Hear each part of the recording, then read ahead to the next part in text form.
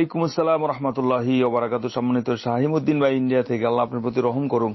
জানতে চেয়েছেন ফসলের ওসর বাইর করার পরে কতদিন পর্যন্ত দেওয়াটা উচিত হবে নাকি উত্তম হবে, সাথে সাথে গরিব মিসকিনের মাঝে মোস্তাহেক অর্থাৎ হকদার ব্যক্তিদের মাঝে বিতরণ করে দেওয়াটাই। আলহামদুলিল্লাহ ওয়াসসালাতু ওয়াসসালামু আলা রাসূলিল্লাহ মা বা'দ। সম্মানিত শাহিমউদ্দিন ভাই, আল্লাহ আমাদের প্রতি রহম করুক, সবাইকে সুস্থ রাখুন।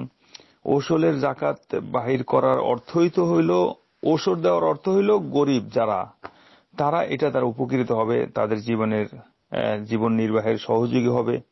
এবং তারা যে গরিব মানুষ, আল্লাহ তাদেরকে এই পথে গরিব বানিয়েছেন, আপনার আমার মালে তাদের হক রেখেছেন এবং আল্লাহ আপনাকে আমাকে শক্তি তাওফিক দিয়েছেন। এখান থেকে যে ওষুধটা তারা পাবে এবং তাদের কাছে পৌঁছায় দিতে হবে, এটা দ্বারা তারা উপকৃত হবে, তারা খাবে, বাঁচবে, আল্লাহর ইবাদত বন্দেগী করবে, তাদের জীবনের সহযোগী হবে। এই জন্য উদ্দেশ্য তো এটাই, এটা একটা মোসাদা, যে একটা সহমর্মিতা, একজন একজনের ভ্রাতৃত্বের স্বীকৃতি। এখন এটা যদি বাহির করার পরে নিজের কাছে রেখে দেওয়া হয়, তাহলে তারা উপকৃত কিভাবে হবে? এটা তাদের যে অভাবটা আছে, সে অভাবটা তো মোচন হচ্ছে না। তাড়াতাড়ি তাদের কাছে পৌঁছাতে তাদের অভাবটা মোচন করতে হবে, যে এটা তারা যেন তারা উপভোগ করে, তারা শান্তি লাভ করতে পারে, তাদের দুঃখটা মোচন হয় এবং তাদের অভাবটা দূর হয়। এটাই তো মেইন উদ্দেশ্য এখানে।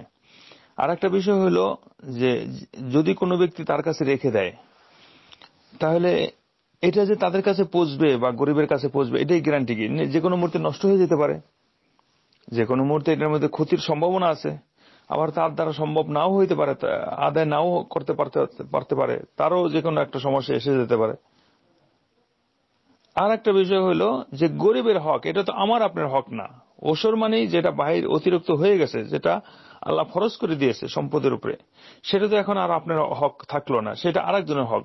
সুতরাং আরেকজনের হক, যার হকটা তার কাছে তাড়াতাড়ি পৌঁছে দিলে আল্লাহর শুকরিয়া। আপনার কাছে কেন রাখবেন? আরেকজনের জিনিস আপনার কাছে কেন রেখে দিবেন? যার হক তার কাছে পৌঁছায় দিতে হবে।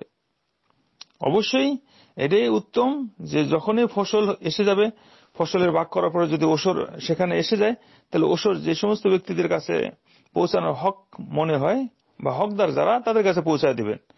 বাস, তাদের কাছে পৌঁছে আল্লাহর কাছে শুকরিয়া করবেন। আল্লাহ সুবহানাহু ওয়া তাআলা এত বড় একটা কাজ করার তৌফিক দিয়েছেন, বা এই তৌফিক দিয়েছেন এই আল্লাহর এই আদেশকে বাস্তবায়ন করা। এই জন্য আল্লাহকে শুকরিয়া করতে হবে এবং হকদারের কাছে পৌঁছে দিতে হবে।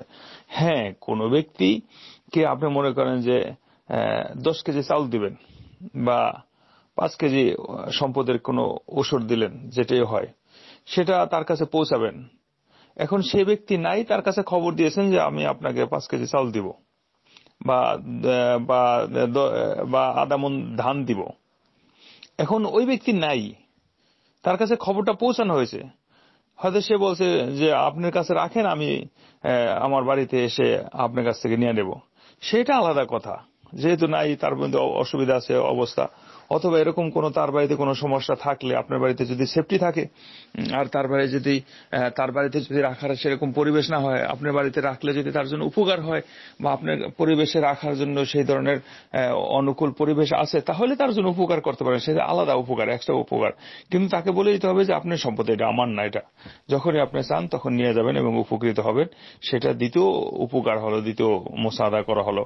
সুতরাং যে ব্যক্তির হক তার কাছে পৌঁছাইতে হবে, কোনোভাবেই এগুলো রাখা উচিত নয়, তাড়াতাড়ি পৌঁছায় দিতে হবে।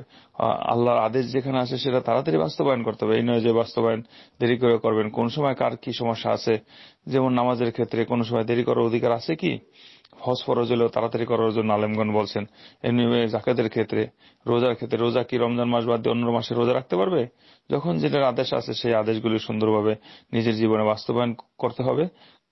আল্লাহর কাছে তৌফিক কামনা করতে হবে। আল্লাহ আমাদের সবাইকে তৌফিক দান করুন আল্লাহর প্রতিটি আদেশকে সুন্দরভাবে বাস্তবায়ন করার। হাযা সাল্লাল্লাহু আলা নবিয়িনা মুহাম্মদ। আসসালামু আলাইকুম ওয়া রাহমাতুল্লাহি ওয়া বারাকাতুহু।